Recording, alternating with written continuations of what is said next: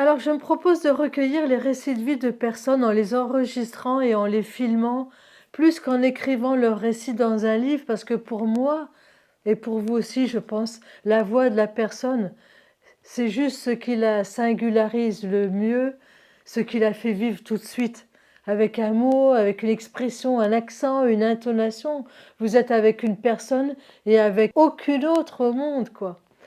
Et cette voix de l'être aimé sera autant un trésor que ce que dit cette voix.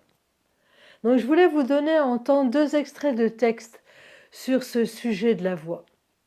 Le premier évoque la puissance de la voix pour se remémorer des êtres défunts, se reconnecter à des personnes aimées.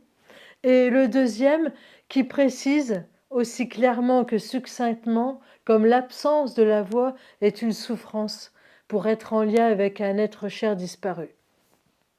Donc là, je vais vous lire le début d'un récit d'une femme, Kautar Archi. Ce livre s'appelle Comme nous existons. Elle est chercheuse en sociologie, elle a déjà écrit des récits et des essais, mais là, c'est un récit autobiographique. Et je vais vous lire le tout début du livre, le premier chapitre, La flèche. Et ce jour-là, j'ignore lequel, mais ce jour qui un jour a existé. J'étais âgée de 6-7 ans peut-être. Je revois la trousse de toile noire, les cahiers, les manuels scolaires éparpillés sur la table de la cuisine où j'avais pris l'habitude de faire mes devoirs après l'école le soir. Par l'entr'ouverture de la porte, j'apercevais le salon et, à l'intérieur du salon, cette commode de bois clair sur laquelle reposait le poste de télévision ainsi que le magnétoscope. Mes parents, Anya et Mohamed, se trouvaient dans cette pièce. Assis côte à côte sur le canapé en tissu à carreaux, ils visionnaient le film de leur mariage. Ils riaient de se revoir ainsi coiffés, ainsi vêtus. Ils riaient de revoir les visages de leurs proches, la maison du père de Mohamed, la rue passante, et à quelques mètres de là, les 2 chevaux blancs, attelés à la calèche dans laquelle les jeunes mariés, tout un après-midi, s'étaient promenés le long de la corniche qui donnait sur l'océan. Et ce jour-là, quoique mal enregistré, grésillant, le son de leur voix, de leur jeune voix, vint jusqu'à moi. Une flèche d'amour a frappé mon cœur, l'a percé en son centre. Un foudroiement. Et je fus émue de les reconnaître.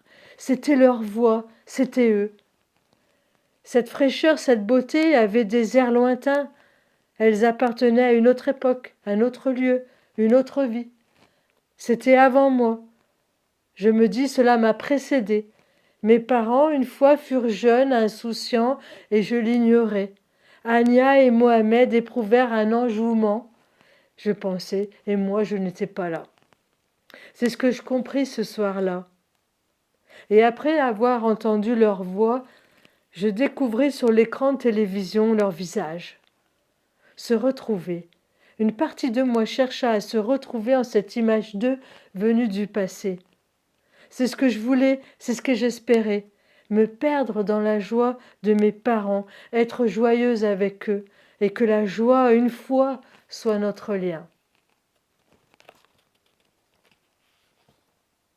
Voilà l'effet à retardement d'une vidéo prise 10 ans plus tôt.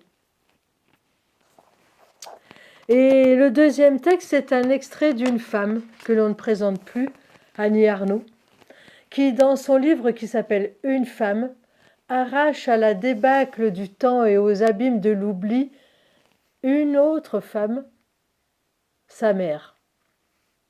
Et je voulais vous lire cette fois la toute fin du livre.